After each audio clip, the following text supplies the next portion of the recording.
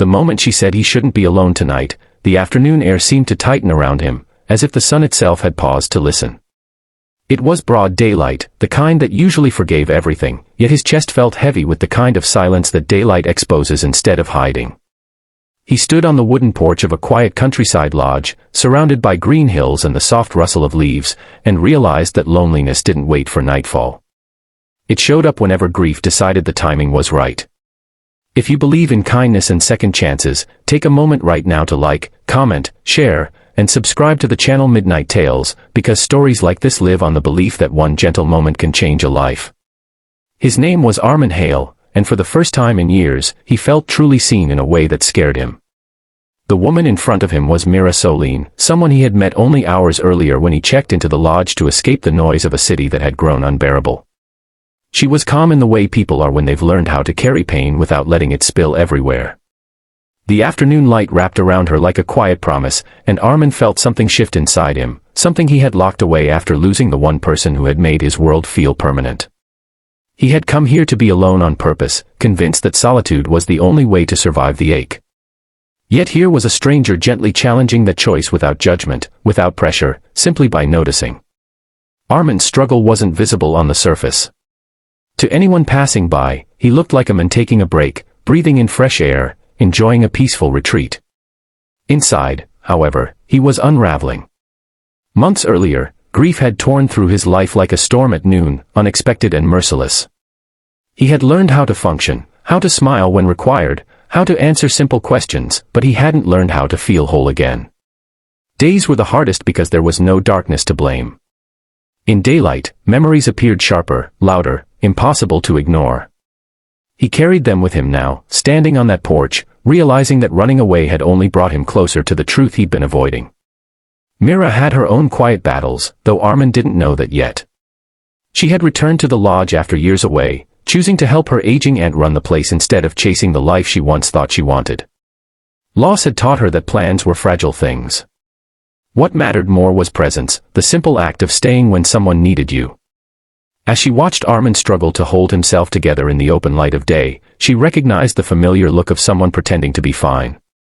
It wasn't pity that guided her words, but understanding born from experience. The afternoon stretched on, filled with ordinary tasks that felt suddenly meaningful. Armin helped carry boxes, fixed a loose railing, and listened as Mira spoke about the land, the seasons, and how mornings here always felt honest. With every passing hour, the weight in his chest eased just enough to let him breathe. He found himself laughing once, surprised by the sound, as if it belonged to someone else. The world hadn't changed, but something inside him had begun to soften, like frozen ground touched by the first warmth of spring. Yet fear lingered. Armin worried that this sense of connection was temporary, that once the sun dipped lower, the familiar emptiness would return even stronger. He had built walls around his heart for a reason, and letting someone see behind them felt dangerous. He questioned whether he deserved the comfort he was feeling, whether leaning on another person was a weakness. Daylight had a way of forcing these questions into the open, leaving no shadows to hide behind. As the hours passed, the lodge grew quieter, bathed in golden afternoon light.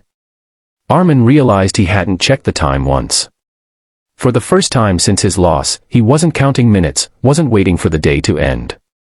Myra's presence didn't erase his pain, but it made it bearable. She didn't try to fix him or fill the silence with empty reassurance. She simply stayed nearby, offering small moments of normalcy that slowly stitched his broken thoughts together. If this story is touching something deep inside you, if you've ever felt seen by a stranger or saved by a simple act of kindness, please engage with this video near the end by liking, commenting, and sharing it. Your support helps these stories reach others who might need them today. By late afternoon, Armin understood something he hadn't before. Being alone wasn't about physical solitude, it was about feeling disconnected from the world. And connection didn't have to be loud or dramatic. Sometimes it arrived quietly, in daylight, through a person who noticed your pain and chose to stay. He felt stronger, not because his grief was gone, but because he no longer felt trapped inside it. Mira watched him as he stood a little straighter, his eyes clearer than when he had arrived. She knew this moment mattered, even if neither of them fully understood why yet. Life didn't always offer second chances wrapped in grand gestures. Sometimes it offered them in small, honest afternoons that asked nothing more than presence and courage. Just before the ending, a special request for you. Please comment below and share what kindness or second chance changed your life, because your story might be the light someone else is searching for. As the sun hovered high, refusing to rush toward evening, Armin felt a quiet gratitude settle in his chest. He hadn't come here looking for hope, but hope had found him anyway, standing on a wooden porch in the middle of the day. And in that gentle realization, he understood that healing didn't always begin at night. Sometimes, it began exactly when the light was strongest, reminding you that you were never meant to carry everything alone.